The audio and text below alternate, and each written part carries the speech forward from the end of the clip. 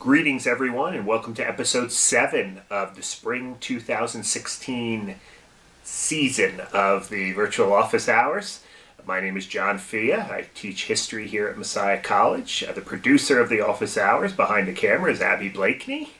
Abby's back from spring break, and we took a week off because Abby was on spring break, and some of you know I've been out of town too, working in Mount Vernon. We have the Founding Fathers here, and as long as we're talking about Mount Vernon, we have George Washington, of course, the bobblehead here.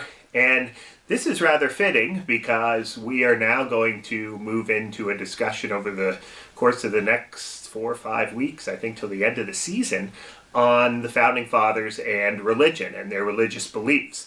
Remember, this all year, 2015, 2016, we've been talking about this book, Was America Founded as a Christian Nation, that I wrote back in 2011.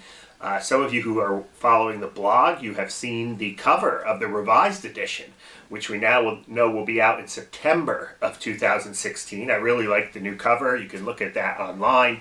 But we've been working our way through some of the themes in this book. And we have looked at the idea that America was founded as a Christian nation. We've looked at Christianity and the American Revolution, and the Constitution, the Declaration of Independence. And now we are beginning to talk about religion and the Founding Fathers. So we're calling this episode Religion and the Founding Fathers, an introduction.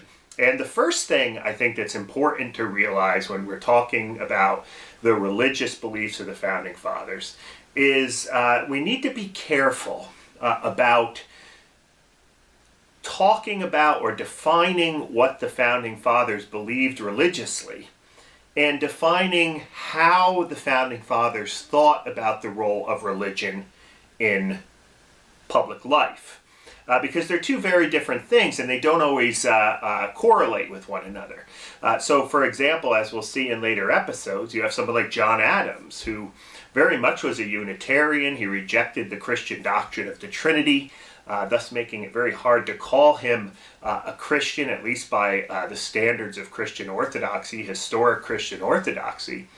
Yet John Adams believed that religion was absolutely essential to bringing order to Massachusetts society, where he was from. So when he writes the 1780 Massachusetts Constitution after the American Revolution, the Massachusetts colony, or now state, is going to have an established religion. It's going to talk about religion being useful. There's going to be a test oath.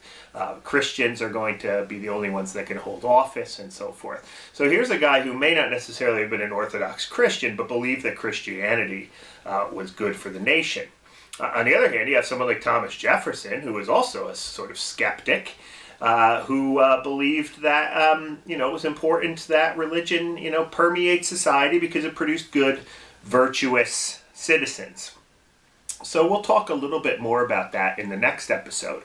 But I think it's important to realize that the beliefs, the specific religious beliefs of the Founding Fathers, what they believed about God, the Bible, the Trinity, the resurrection of Jesus Christ, the afterlife, may or may not be related to what they believe about whether or not the United States was a Christian nation, or whether the nation that they were founding was Christian, or that religion was an important part of that society.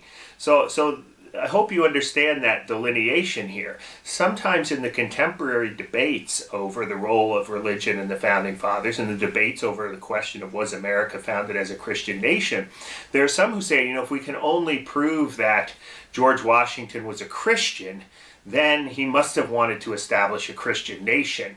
Or, recently we have this GOP activist and Christian nationalist named David Barton, who has been making an argument that Thomas Jefferson, is this Jefferson? Yeah, Thomas Jefferson, was somehow either a Christian or a promoter of Christianity, as if we can prove that he was somehow a Christian, then we can make that illogical leap to suggest that he wanted to create a Christian nation. So we are going to look at the Founding Fathers and their religion. I think it's an interesting intellectual exercise to see what they believed, because they are obviously important figures in our nation. But we also want to think more deeply, too, about how they saw the relationship between religion and public life. And we'll start that discussion in the next episode. So thanks for watching, and we will see you next time on the Virtual Office Hours.